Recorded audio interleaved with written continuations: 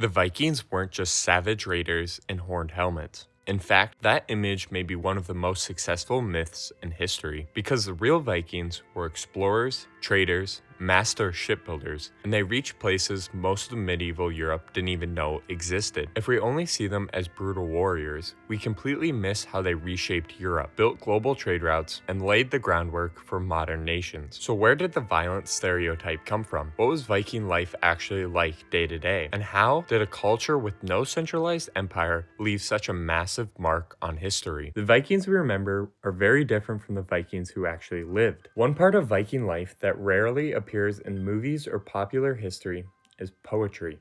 Yet for the Vikings, poetry mattered deeply. In a world where most people could not read or write, history survived through spoken verse. Stories were remembered, shaped, and passed down through carefully crafted poems. These poets, known as skalds, held high status in Viking society. A skilled skald could live in the court of a king, composing verses that praised victories, honored ancestors, and preserved important events. Poetry was not casual entertainment. It was a serious art with strict rules, complex rhythms, and layered metaphors. Some poems were so intricate that they could only be performed by someone with an exceptional memory and training. Through poetry, Viking myths survived. Stories of Odin, Thor, Ragnarok, and the creation of the world were carried forward by spoken verse long before they were ever written down. Without these poems, much of Norse mythology would be lost entirely. A person's reputation, how they were spoken about after death, mattered almost as much as their life. In a harsh and uncertain world,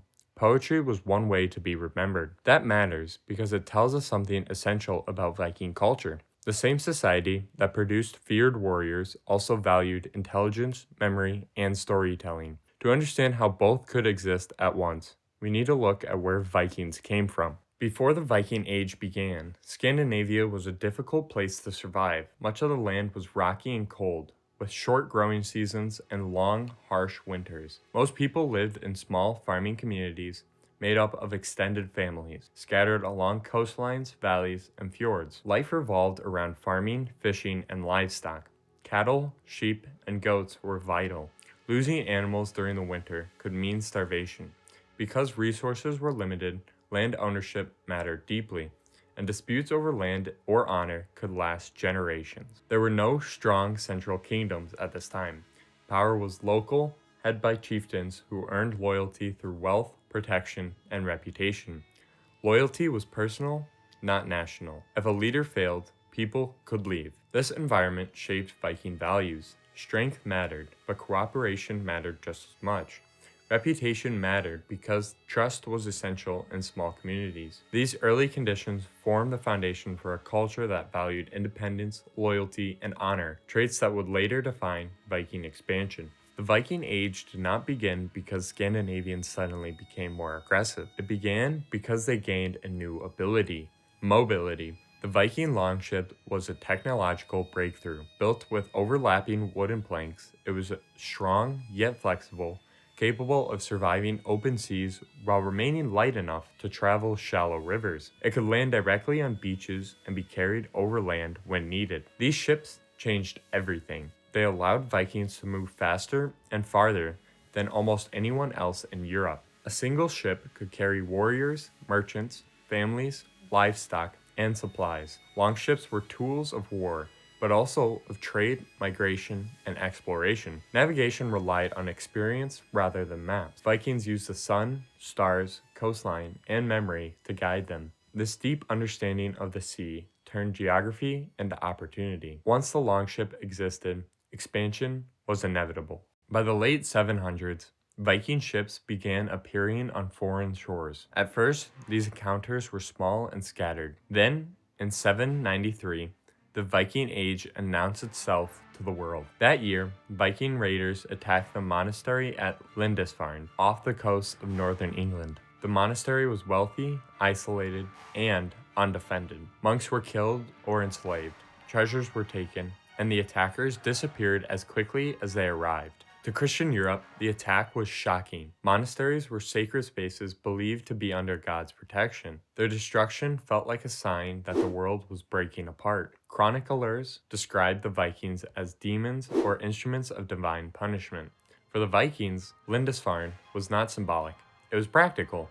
It showed what was possible. Over the following decades, raids spread across England, Ireland, and the Frankish Empire. At first, these were seasonal attacks. Warriors came in summer and returned home with wealth. But success brought confidence, and confidence brought change. By the mid-800s, Vikings began doing something new. They stayed. In 865 CE, a large force known as the Great Heathen Army invaded England. Unlike earlier raiders, this army aimed to conquer and control the land. Over the next decade, Viking leaders defeated several Anglo-Saxon kingdoms. Large parts of England became the Danelaw, where Viking laws, customs, and language shaped their daily life. Towns grew into trade centers, farms were settled, and Viking and local cultures blended together. Similar patterns appeared elsewhere. Vikings founded Dublin, which became a major trading city. In Normandy, Viking settlers became the Normans, fully integrated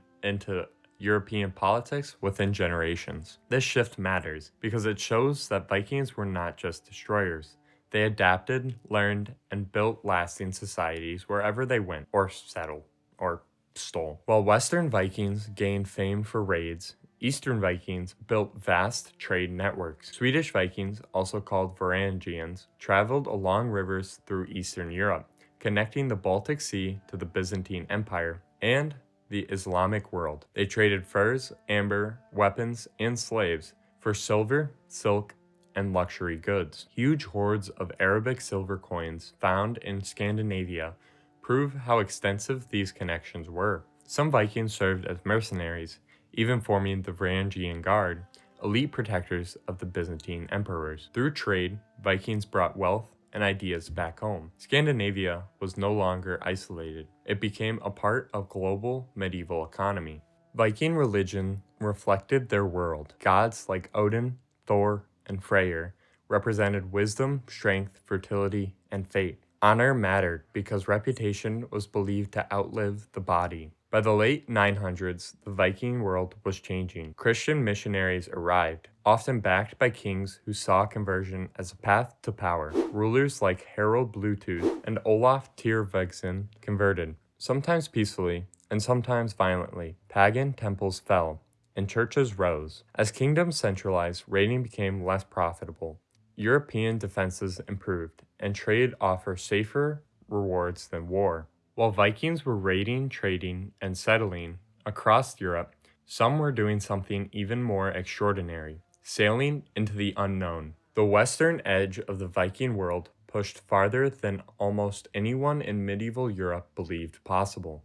Norwegian Vikings first settled Iceland around 870 CE, creating a society unlike any other in the medieval world. There was no king, but instead a legal assembly that governed through law and tradition. From Iceland, exploration continued even further west. By the late 900s, a Viking named Eric the Red was exiled from Iceland for murder. Rather than disappear, he sailed west and found a new land, which he named Greenland. The name was likely a marketing tactic meant to attract settlers. Despite the harsh conditions, Viking communities survived there for centuries. It was Eric's son, Leif Erikson, who would go further than anyone before him. Around 1000 CE, Leif Erikson sailed west from Greenland after hearing reports of land beyond the horizon.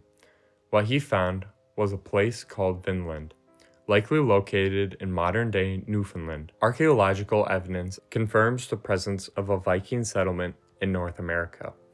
This made the Vikings the first known Europeans to reach the Americas, nearly 500 years before Columbus. These voyages were not driven by conquest alone.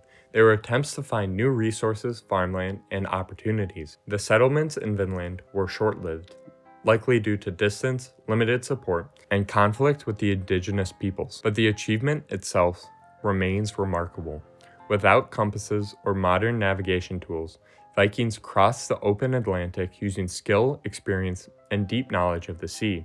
These journeys represent the furthest reach of the Viking world, and one of the greatest achievements of medieval exploration. The Viking Age was not an age of war or trade. It was an age of discovery. The Vikings were so much more than raiders. They were poets who believed words could shape memory, sailors who crossed into unknown seas, traders who connected continents, and settlers who built new societies. So here's what I'd like to know from you. What part of Viking life surprised you the most? The poetry, the exploration, or how completely they changed over time? Let me know in the comments. And if there's another part of early history you think deserves this kind of deep look, I'd love to hear that too. And as always, I'll see you in the next one, and goodbye.